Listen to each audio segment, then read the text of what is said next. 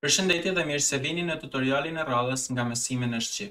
Sot do të flasim mbi fjalën kyçe order by, e cila na lejon të rendisim vlera në një tabelë. Kam ndërtuar një tabelë që do të mbaj persona të ndryshëm dhe ka kolonat ID, name, surname dhe person age. Po të bëjmë një select mbi këtë tabelë, do shikojmë vlerat e dhëna me poshtë. Na jepet kërkesa që t'i rendisim këta persona në këtë tabelë sipas emrit të tyre. Dhe për këtë përdorim pikërisht order by dhe vendosim emrin e kolonës. Çfarë ndodh? Në këtë rast kur përdorim fjalën order by, i kemi thënë bazës së të dhënave që ajo duhet t'i rendis sipas kolonës që ndodhet pas kësaj fjale. Po të ekzekutojmë këtë query, do shikoni që të gjithë emrat janë të renditur në rendin rritës alfabetik. Pra duke filluar nga A-ja e tjerë.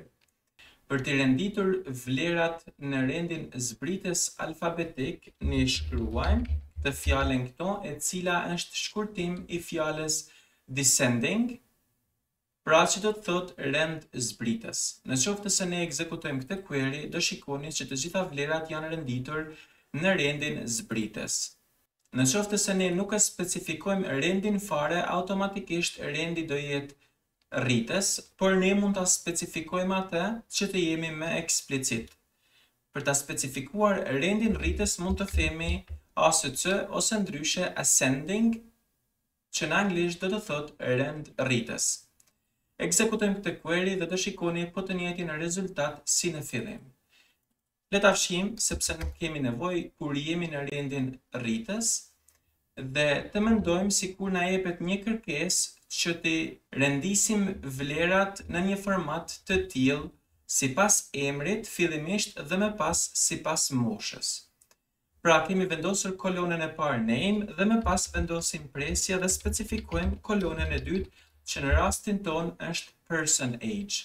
Në qoftë se ekzekutoni këtë query, do shikoni një rezultat interesant dhe vërejmë. Kemi dy persona me të njëjtin emër Arlind, pra dy rrjeshtat e parë, dhe po ta shikoni pasi është renditur sipas emrit, personat Arlind janë renditur sipas moshës.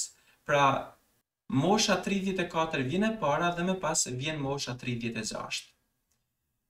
Duke qenë që artani nuk është vlerë duplikuar, pra nuk ndodhet dy herë në databazë, do të thotë që renditja sipas moshës nuk ka kuptim.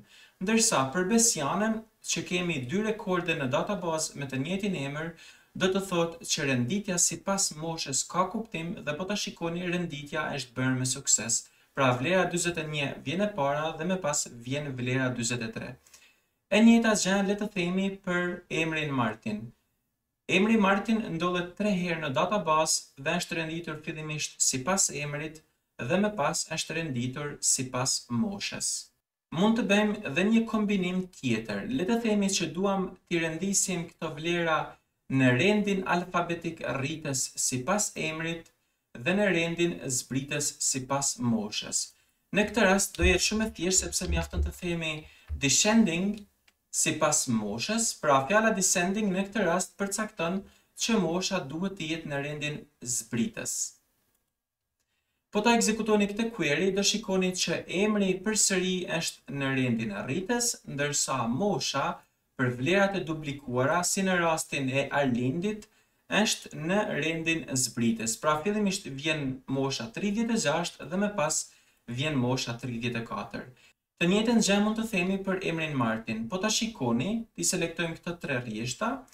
Emri është i njëjtë, pra është renditur kjo kolonë sipas rendit alfabetik rritës dhe mosha është renditur sipas rendit zbritës.